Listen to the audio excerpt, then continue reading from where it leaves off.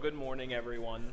I want to welcome everybody this morning, and as we get settled in, I want to wish all of the mothers a happy Mother's Day. I'm certainly thankful for the opportunity to recognize you all and celebrate you all, and to come together as our church family to recognize the blessing we are to each other, and of course worship and honor our great God in heaven. In just a minute, our brother Alan Burton will have a word of opening prayer before we begin our class. I would encourage you to pick up a bulletin from the baskets in between this class and the worship service this morning. This has, for the most part, an updated prayer list in the bulletin. We have many that we can be praying for and taking to our God in prayer and interceding for them. We have some things that we can be praising him for as well. This weekend, Dakota Baker got married. His wife and him, Kirsten, they were happily married now and off to Phoenix for their honeymoon, so we want to wish them well and pray for them as they start their new life together. And not too long ago, our sister Tori Fisher was married, and so we want to remember that newlywed couple. Her husband's name is Nick. So remember these young couples as they're starting new life together. I want to mention Debbie Greenwood. She's not here this morning. She's feeling unwell, so we need to remember her in prayers. And of course, all those that have been listed in the bulletin. Again, I encourage you to take that home with you throughout the week. Look over those names and pray for those people. If there's any other things that we should mention, please see me or Mike Clemens. He's got announcements during the worship service, and we'll make sure those updates are announced at the proper time. At this point, we'll ask Alan to lead us in a prayer.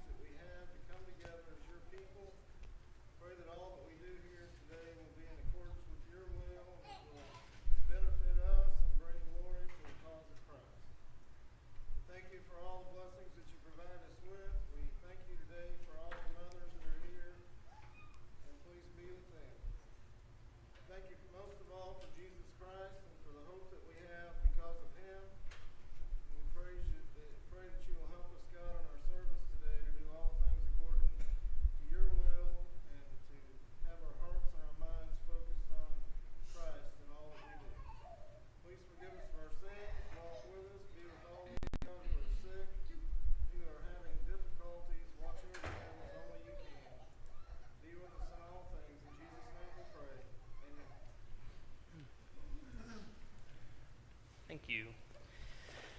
So today, we are going to have a little bit of a different lesson. We're talking about feasts, festivals, and sacrifices as they're recorded in the Old Covenant. Now, most of the time so far in this class, we've been looking at certain segments, mostly in the book of Exodus, and those have been our readings for each class.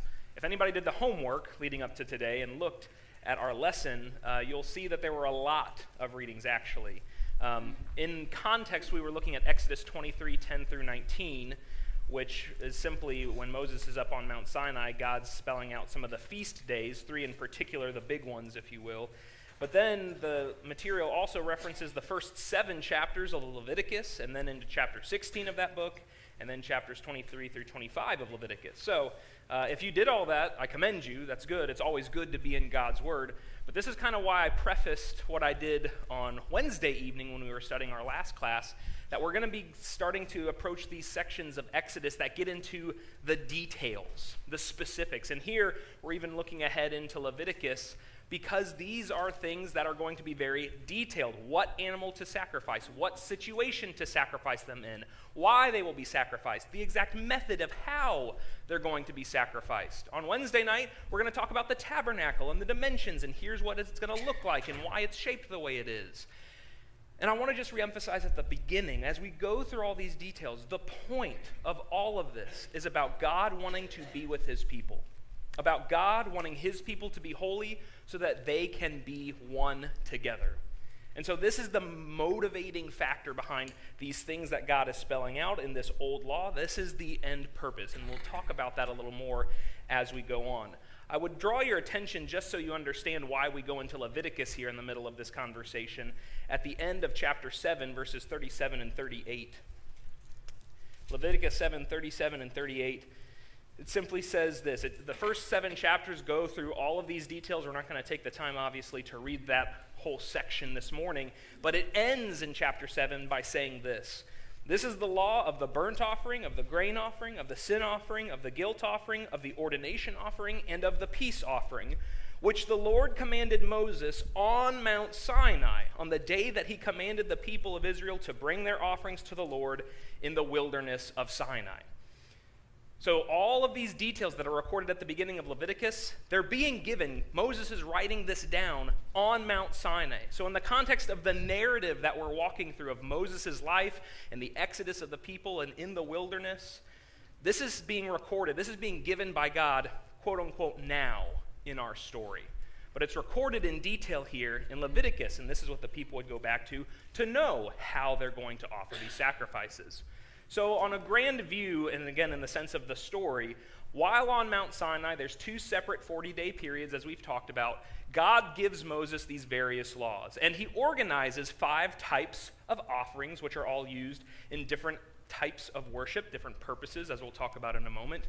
And in part of this, the Jews are given various festivals or holy days and feasts to dedicate to the Lord. So they have a calendar starting to form. They've already known since they've left Egypt that the Passover was going to be the beginning of the year for them. This is what starts the whole year, is remembering God leading them out of slavery.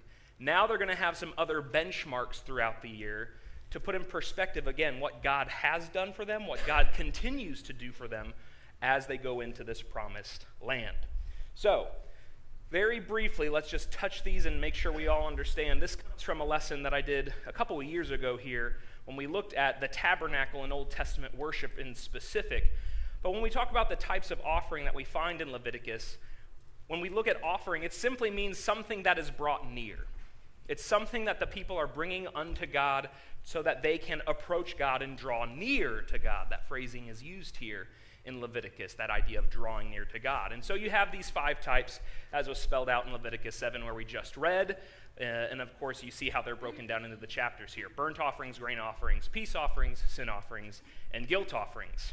Each of these would have their specific use. There would be an appointed time to bring these, a prescribed time in aspect, and then there would be by need. If something were to happen or an event were to occur in somebody's life, good or bad or indifferent sometimes, this would be the time to bring some of these sacrifices to the Lord in the tabernacle and later on the temple.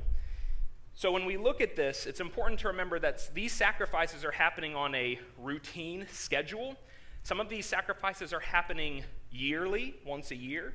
Some of these sacrifices are happening monthly, some weekly, and there are sacrifices that are offered daily by the people of Israel as they're receiving this law from God.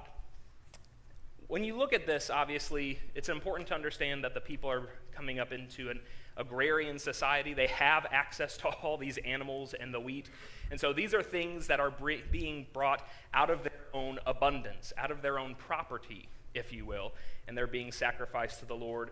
Again, important to emphasize here, according to his ways. So a lot of people were offering sacrifices back in the ancient world. God was prescribing, this is how you're doing it, why you are doing it. And so that's the what. Here's the when. So the holy days that God's going to talk about here, this is where we get our word holiday. The holy days is this time to set aside and celebrate or to commemorate certain aspects and to obviously bring ourselves in more focus to God in this context of the Old Covenant. So you have the weekly Sabbath. What day was the Sabbath on? Saturday, unless we think our brains go to Sunday.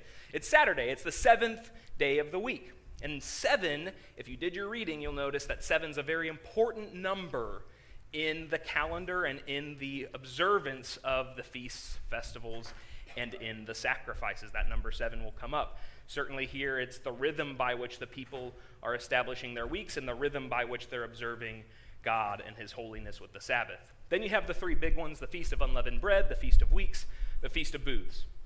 You have the Feast of Trumpets also added in here, and the Day of Atonement on the 7th month. Again, 7 is important. There's lots of things happening in that 7th month. And this is the one day where all of the sins are accounted for. And that's certainly what we'll talk about as we move forward into some of our readings. And that Day of Atonement is, if you recall, where Aaron will bring 2 goats before the Lord. One, he will sacrifice as the sin offering, and then he'll profess all of the sins on the head of the other goat and send it off by a man in readiness into the wilderness. And that idea of the scapegoat is brought in with that goat being released, and that idea of our sins being separated from us is again a shadow pointing to what Christ is going to do in the Old Testament. So I didn't run these numbers myself, but here's what I want us to think about this morning. If you're living back in the day of Moses, and you've just received this law, you say, okay, this is how you're going to honor and worship and follow God as you move through this wilderness into this new promised land, this new life. What do the sacrifices look like just on a yearly basis? Let's say big picture. So you observe the weekly Sabbath. Obviously, there's some monthly things to keep account of. With new moons especially, there's a special sacrifice for new moons, so once a month. And then you get these yearly sacrifices. Some are one day, some are a week long, some go on for a lot longer. So somebody else ran these numbers, so you can run them yourselves and compare and contrast, but I tend to trust this brother that ran these numbers. So in 1 year, an individual would offer 113 bulls. I have 0 bulls, so it's hard for me to put that into perspective, but 113 bulls. I don't know if we could fit that many bulls in this room, but that's one person. How many people came out of Sinai, out of Egypt into Sinai? 1.6 million. There's 600,000, over 600,000 coming out of Egypt, and they're not stopping growing at that point. So the people, I'm not going to do the math. It's a big number. So that's just bulls. 37 rams. Again, according to just these appointed times. This isn't if something happens and you need to make reparation for something, or if you want to make a free will offering to God because something good happened to you. This is all just the appointed, structured time. 113 bulls, 37 rams, 19 goats. What animal haven't we gotten to yet? Lambs. In 1 year, the average person, at a minimum, would offer over 1,000 lambs. And you can just think about that from size and the amount of space that amount of livestock would take up. Now I want you to picture, what are they doing with these animals? When it says they're a sacrifice to God, what are they doing with these animals? They're killing them. So now you take these numbers and put them into proportion of, this is blood being spilled at the altar. This is meat and fat and entrails being burned on the altar. These are ashes having to be taken outside of the camp. The volume, again, these are big numbers for one person. And you multiply that by hundreds of thousands, and you get a sense of scale. Why? Just practically speaking, this is a lot. Why would God set it up this way? We don't necessarily have the answer for that.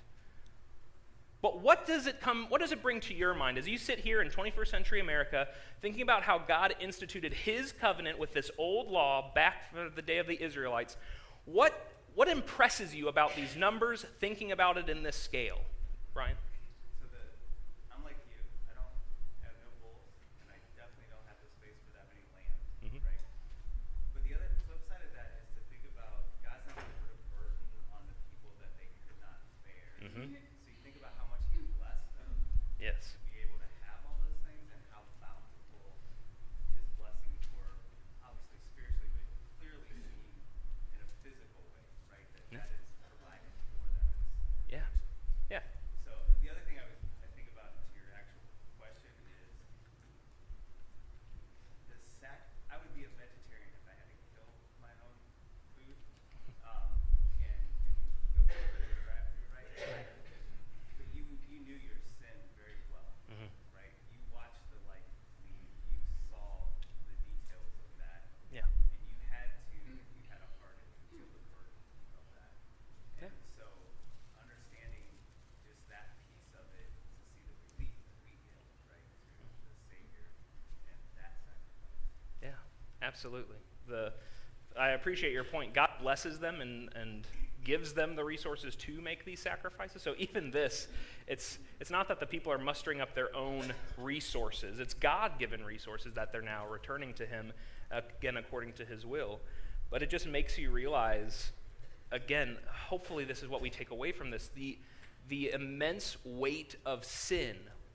What does it mean to rebel against God? The wages of sin is what, Romans 3 says? Death.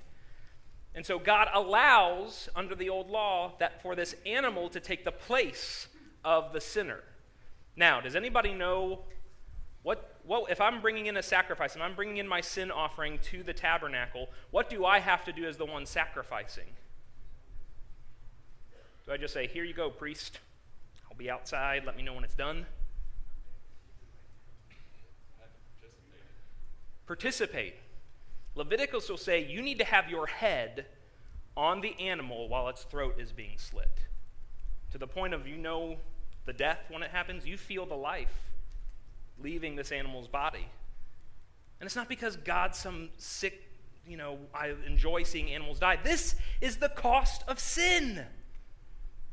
This is what it looks like. And God in his mercy is allowing this to be the stand-in for you.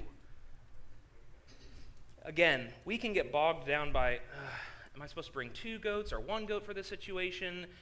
You're not going to have a quiz over this. What I want you to understand with these numbers and these feast days and why they're coming is because God, a holy God, wants to dwell in the midst of a sinful people. What is the requirement for us humans to be in a covenant relationship with a holy God? The price of death has to be paid. And under this law, it's going to be animal sacrifices. Any thoughts on the holy days here or just the volume of the sacrifices being made before we move forward? Sean? You go back to the book of Genesis about Abel versus Cain, and Abel sacrifice was acceptable, Cain's wasn't. Augments that, saying that God has given us, this is what he's established what is required to be indulged in, and there are consequences which are something. Yeah.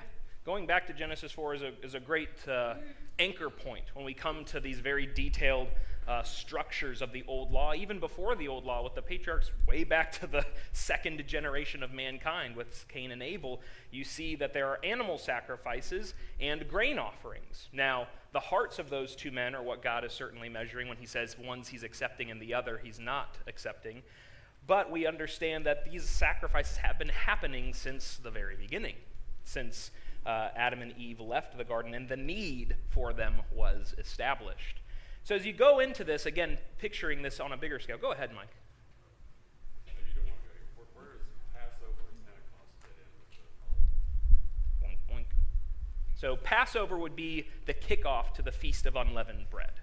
So the Feast of Unleavened Bread is this week-long aspect where you're cleansing out your household. There is no leaven. You're not eating leaven. It's not going to be found in your house. And again, this is the big memorial to commemorate what we've studied in this class, leaving the Exodus. So Passover is the kickoff. That is on that evening. This is what is being celebrated during Jesus' time on the week when he is being crucified. He is celebrating Passover when he institutes the Lord's Supper, which is why we see so many parallels with that feast. So that is there. Pentecost, and I knew you were going to ask me that, and it's the Feast of Weeks, I believe it is. Let me double check that. The Feast of Pentecost, yes, is the Feast of Weeks. And you'll find reference to this if you have your material on page 72. The term Pentecost, does anybody know what penta means? 50. So you're counting 7 Sabbath days, 7 times 7, 49 days plus 1. So if you're celebrating the Sabbath on a Saturday, and you're counting 1 week, so Saturday, 7 times, 49, plus 1 more, what day are we talking about? Sunday. Obviously, this is important when you get into Acts 2. When the church is established, it is not on a Saturday. It's on the day of Pentecost, ending this Feast of Weeks, the harvest season, and it is celebrated on a Sunday. So that's when the church is established. That's where we get our pattern and authority for coming together today rather than yesterday. Jim? Honestly, this is a pretty powerful number there, but you got to recall that a dove or a young pigeon has been 4 weeks long. Yes. Yeah, that's a very important aspect, and it kind of ties into what Brian was saying. I appreciate you bringing that up, Jim. In those first 7 chapters of Leviticus, they make it very clear, if you can't afford an ox or a bull, then they'll offer some goats, or they'll have different aspects. And even if you can't afford that, they have pigeons or turtle doves. So this is really important when you come to the New Testament too, for the poor people being allowed to do this. What did Jesus' parents offer at his dedication when he was born? Did they bring a goat or a bull? They brought birds. Jesus was not born into the rich and luxurious life of his people, even the middle class. He's poor. He is poor in the family he's born into. When Jesus comes into the temple later on in his ministry and he is turning over tables, do you know who he looks at when he's saying, my house is going to be a house of prayer and you've turned it into a den of robbers? You know who he's talking to? Those who sold pigeons. I've always found that fascinating. That there are people there specifically selling pigeons, and who would they be selling them to? Well, the poor people who would be offering, or the people who would say that they're poor, whatever the motivation of the heart. But he's singling out those people, as we see in the gospel account. He's talking to them. Now, obviously, he's upset with everybody who's doing this, but he's addressing it to those who are selling pigeons, which at first it's like, okay, that's weird. But when you understand the old law, that this was something that God put in place for those who are in poverty or who don't have as many means as others, kind of shows you the heart of God, does it not? That he does not look lightly on people taking advantage of or making a mockery of those who have less. And that's something that we need to keep in mind as well. So again, all this big picture stuff, these old covenant sacrifices, we kind of taken a big 30,000-foot view. We're not drilling in deep. As you think about all this morning, what was the purpose of these sacrifices under this old covenant system of how things were going to go, how the people could be God's people? What was the purpose of these sacrifices? Now, draw your attention to Leviticus if you read those 7 chapters. There were some words that were repeated that I think help answer this.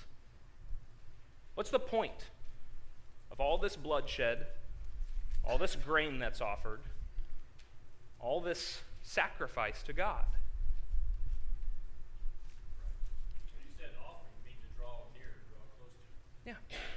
So I want to be close to God, and God setting this up means that he wants to be close to me. So that's really important, again, to understand the motivation. Sean? Hold on to that thought, Sean. We're going to get there in a minute. I appreciate you going there. Just hold on, though, for a second. In general, before quoting the Bible in your own words, what is the point of all these sacrifices? I think if you grew up doing all this, then your relationship with God would be like the defining aspect of your life. So, thankful to God for good things. You're sorry for when you've done bad. You acknowledge that everything you get is from Him. You remember what He's done for your nation in the past. It's like everything revolves around God. Yeah. He is the center of your life. And you can say that, but this really structures the rhythm of life, the daily, the weekly, the monthly, the yearly. It's all centered about thinking about God and keeping him, again, at that center.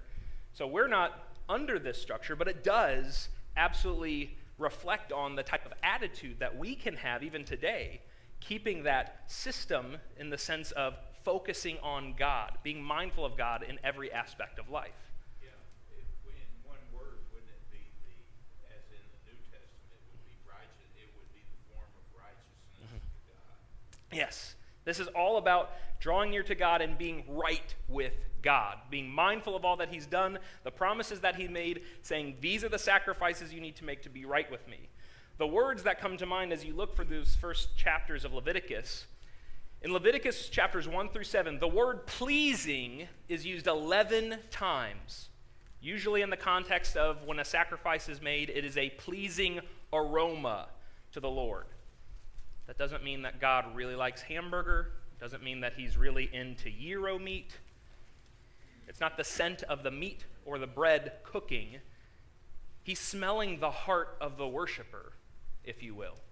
This is the aroma of faith going up to God. And it describes it here in Leviticus as a pleasing aroma. We are pleasing God. More than that, the word atonement is used 13 times in this chapter. Anybody want to put in their own words, what does atonement mean? synonym or how you think of it when you read it? Lynn, did I see you? No? Okay, that's fine. I thought it was right on the edge of you had something. What do you think of when you hear this word? Big, fancy religious word, I know. Mark and then Eric. Say it again. Payment. To make it right. Making something right. Very good. Both of those ideas are very integral into understanding what atonement means. Literally, the word means to cover up. A New Testament word that we might read later on in the Bible is propitiation. And it's that same idea, the payment, the covering up of making things right. You have an imbalance in your spiritual account, and this is how to make things right with God, how to be in a right relationship, to the idea of righteousness being brought up. Under this old system, this is how it works. Now, are you ready for it, Sean? I'm going to call on you. Why was this not sufficient?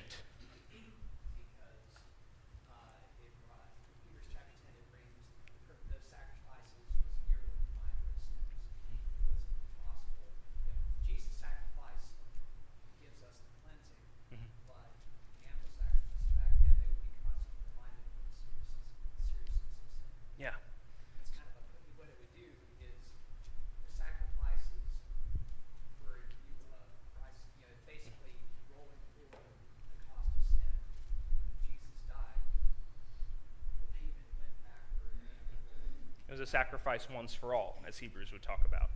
So the idea of, just like anything else under the Old Covenant, that the sacrifices were a shadow of the good things to come. They foreshadowed, they pointed toward the substance, which is Christ. And we'll read that in a minute. Go ahead, Rachel. One little thing that I just love about studying the Old Testament, about understanding God, is how he's able to accomplish so many things with one act. And how these sacrifices, it was the literal atonement for those people at that time. It was the foreshadowing. It's for us to understand. It was for them to feel into it and understand the consequences of their sin. But it also served as feeding the priests, and it served as, there are so many things that God is able to accomplish with every single act that he needs, and why there's purpose to everything he does. Absolutely. Yeah, well said. The idea that some of this that's getting covered in Leviticus is the fact that when these sacrifices are made for certain sacrifices, depending on the circumstance, a portion of this is going to the priests. This is their payment. This is how they're getting by, dedicating their whole lives serving to God. So who are the priests today? Christians. Every Christian is a priest. It's not about a small group of subset of people intermediating between the rest of God's people and him. Every single person. 1 Peter chapter 2 and verse 9 will make it very clear. You are a holy nation, a royal priesthood. We are in charge of our relationship with God. We draw near to him ourselves. And our high priest who goes in before us is Jesus, not a man who has to be replaced every time he dies. And that's one of the big points as you go into Hebrews. Sean already brought up chapter 10, verses 1 through 4, the blood and bulls of goats. It's impossible for it to take away sins. That's in verse 4. I want us to read chapter 9, because this is something that the author here is really driving home, and I love how, for the point of what we're talking about, it encapsulates it here. I'm going to have Jacob read these verses, Hebrews 9, 6 through 15. I just want to draw your attention that as we begin reading this, he's going to talk about this once a year that the high priest goes into this special place in the tabernacle. That's the Day of Atonement. If you remember that chart, that one day a year where all of the sins are kind of gathered up and focused on, that all the sins language is used a couple times in Leviticus 16. That is that day, the Day of Atonement, and that's what's being referenced here when the author is talking about the high priest going in once a year for the unintentional sin. So keep that in mind as we read this. Jacob, would you start in verse 6 and go through verse 15?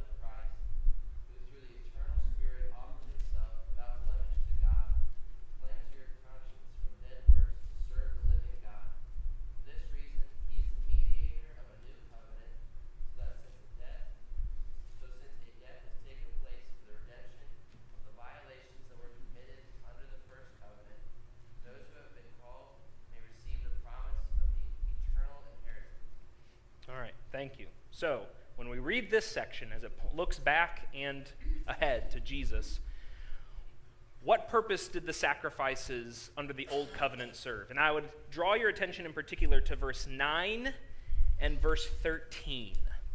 What purpose did these Old Covenant sacrifices serve? We talked about pleasing and the atonement. What do these verses add to that?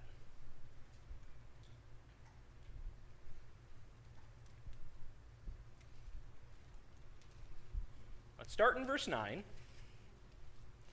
According to this arrangement, gifts and sacrifices are offered that cannot perfect the worshiper in conscience. So they're limited. They don't achieve everything that would be desired in this right relationship. But, verse 10, what are they doing?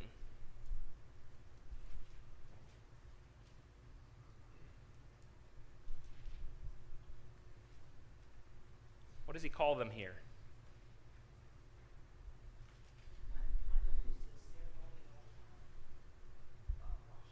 Ceremonial washings. They're regulations for the body. And he talks about them being imposed until when? Time of Reformation. Ultimately, that just makes it clear this is a temporary arrangement. This is not something that is meant to be permanent. The old law was made, and God knew that this was a temporary arrangement that would be taken out of the way when Christ came to fulfill all these things. Now you look at verse 13. What did the blood of goats and bulls do? We already jumped ahead to verse 4 of chapter 10 and see that they can't take away sin.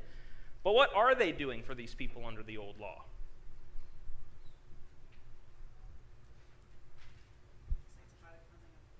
There's a sanctification going on. It's a purification of the flesh. And the point that the Hebrews writer is making here is, how much more will this blood of the Son of God sanctify us not just in a physical way, but sanctify us fully, in the whole, spiritually, down to our core. And so obviously the point of Hebrews here is reemphasized. The new far outweighs and exceeds the old. The new covenant replaces the old, and it is so much better. But I just want you to understand, for the people living in Moses' day, for Moses himself, this is what they had.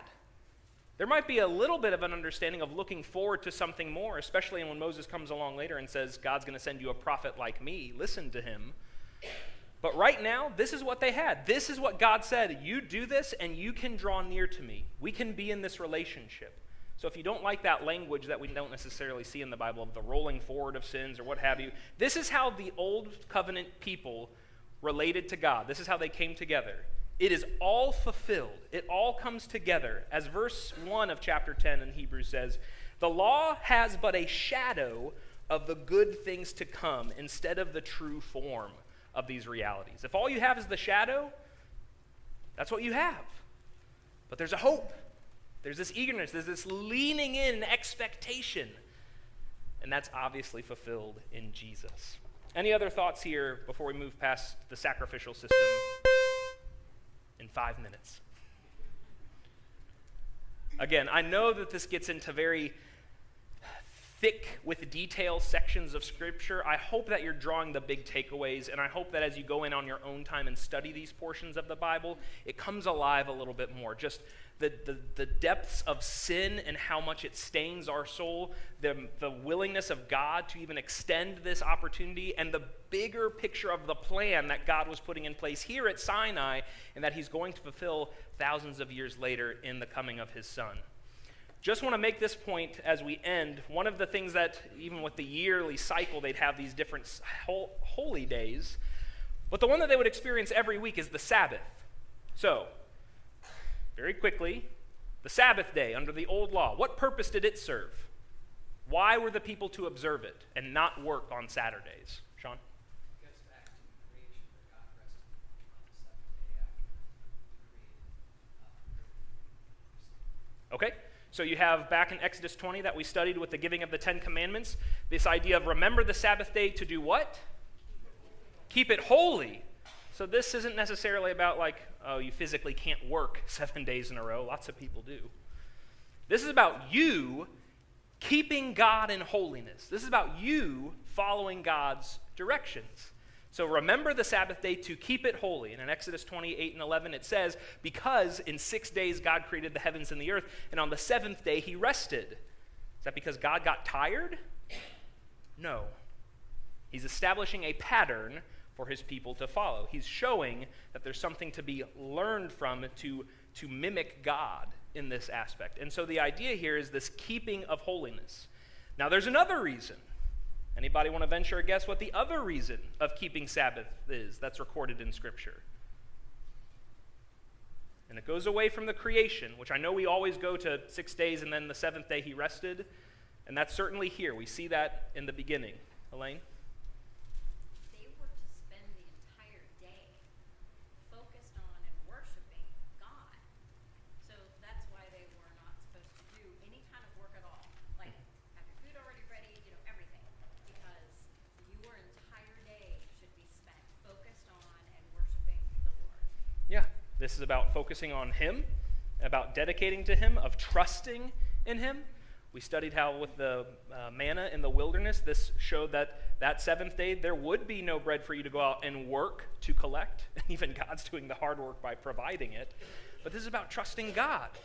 Deuteronomy chapter 5, 12 through 15 reestablishes some of the things for the Sabbath. Verse 15, though, makes it clear he's also connecting this to the Exodus, to that trusting element that we mentioned here. In Deuteronomy 5:15, it says, "You shall remember that you were a slave in the land of Egypt, and the Lord your God brought you out from there with a mighty hand and an outstretched arm. Therefore the Lord your God commanded you to keep the Sabbath day." So it's multifunctional here. It's this idea of keeping holiness when it comes to being like God in that aspect of creation. It's also about remembering his deliverance and how people trust in God to bring them out of slavery, Egyptian bondage in this case, and this concept of truly putting him in remembrance, remembering every week that I need God, I can keep trusting in him. He's going to keep providing for me. Rachel. Isaiah describes it as denying your own pleasures and taking pleasure in the Lord. Mhm. I think there's something of the sacrifice of your time, of your desires for an entire day as well. Yeah. Say that last part again, Rachel. I don't know if I heard you right. I think of it as sacrificing of what your desires are for Yes. an entire day, and it's a sacrifice of your time Yeah. on top of everything else. That you do. Yeah. And for our conversation, I think that ties in very well. It's that idea of seeing it as a sacrifice of my control and my time, and truly putting God, again, where he needs to be, building my week around God, building my life around God, not just in a yearly calendar sort of way, but what am I doing? How am I thinking about things? And again, these are takeaways and lessons that don't just apply to the Old Covenant, even though the systems have been taken out of the way. It's still the same God. We still need to trust him. We still need to keep holiness and how we are walking in holiness because of Jesus. We need to remember how God delivers us not from a physical bondage, but from sin. And it's so important to remember all of those points. We're about to have the button pressed here, but just as a very quick point, and I know this is probably not the thing to make a quick point, but it's the last point and somebody's going to ask about it. Hebrews 4 makes it clear that there is a Sabbath rest that remains. So even though that we don't refrain from work as they did under the Old Covenant, there is this promise of a Sabbath rest under the New Covenant. I'd encourage you to go read Hebrews 4 in the first 11 verses, where they make some connections between what Joshua did, bringing the people into the promised land, how David wrote one of the Psalms that talks about this, and ultimately it points to this idea that we are striving to enter our Sabbath rest with God. And so that's our application for us as Christians today. If you have questions about that, please come and see me at any point. We can talk about those things more. On Wednesday, we will talk about the tabernacle. Thank you all for your thoughts and comments.